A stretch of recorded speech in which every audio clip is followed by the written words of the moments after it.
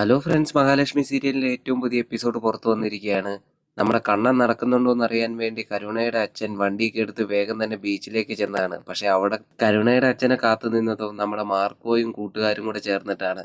അവിടെ ചെന്ന കരുണയുടെ അച്ഛന് കണക്കിന് കിട്ടിയെന്ന് തന്നെ പറയാം. നല്ല ഇടിയാണ് കൊടുത്തത്. മാർക്കോ ഇങ്ങനെ പറഞ്ഞുകൊണ്ടാണ് കരുണയുടെ അച്ഛനെ തല്ലുന്നത്.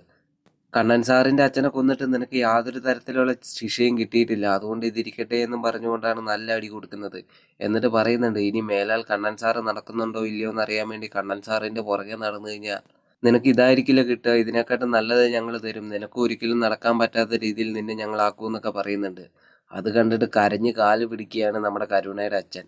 എന്നെ ഒന്നും ചെയ്യരുത്, ഞാൻ അറിയാതെ വന്നതാണ്, ഇനി വരത്തില്ല എന്നൊക്കെ പറഞ്ഞുകൊണ്ട് കരഞ്ഞ് കാല് പിടിക്കുകയാണ്. അതായത് പുള്ളിക്കാരനും ഒന്നും ചെയ്യാൻ പറ്റാത്ത അവസ്ഥയാണ്. കാരണം ഇവർക്കെതിരെ കേസിനോ മറ്റെന്തിനെങ്കിലും പോയി കഴിഞ്ഞാൽ കണ്ണന്റെ അച്ഛനെ കൊന്നതിൽ കരുണയുടെ അച്ഛന് പങ്കുണ്ടെന്നുള്ള കാര്യം എല്ലാവരും അറിയും. അതുകൂടാതെ ഇദ്ദേഹം ജയിലിൽ പോകേണ്ടിയും വരും. അതുകൊണ്ട് തന്നെ കേസിനോ മറ്റൊന്നിനോ പോകാതെ കിട്ടുന്നതൊക്കെ വാങ്ങിച്ച് പതിയെ വീട്ടിൽ പോയിരിക്കാനാണ് കരുണയുടെ അച്ഛന് പറ്റുള്ളൂ. വളരെയധികം നിസ്സഹായ അവസ്ഥയിൽ തന്നെയാണ് പുള്ളിക്കാരൻ.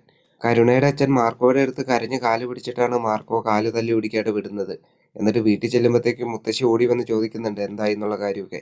അപ്പോൾ മുത്തശ്ശിനോട് പറയുന്നുണ്ട്, എനിക്ക് കണക്കിന് കിട്ടിയിട്ടുണ്ട്, അവിടെ കാത്തു നിന്നത് മാർക്കോയും കൂട്ടുകാരനുമായിരുന്നു, അവരെന്നെ എടുത്തിട്ട് അടിച്ചു എന്നൊക്കെ പറയുന്നുണ്ട്. പാവത്തിൻ്റെ ഒരു അവസ്ഥ അല്ലേ. ഇതുപോലത്തെ പുതിയ അപ്ഡേറ്റുകൾ ലഭിക്കാനായിട്ട് നിങ്ങൾ എൻ്റെ ചാനൽ ഒന്ന് സബ്സ്ക്രൈബ് ചെയ്യുക. അടുത്തൊരു വീഡിയോ ആയിട്ട് ഉടൻ കാണാം. ബൈ.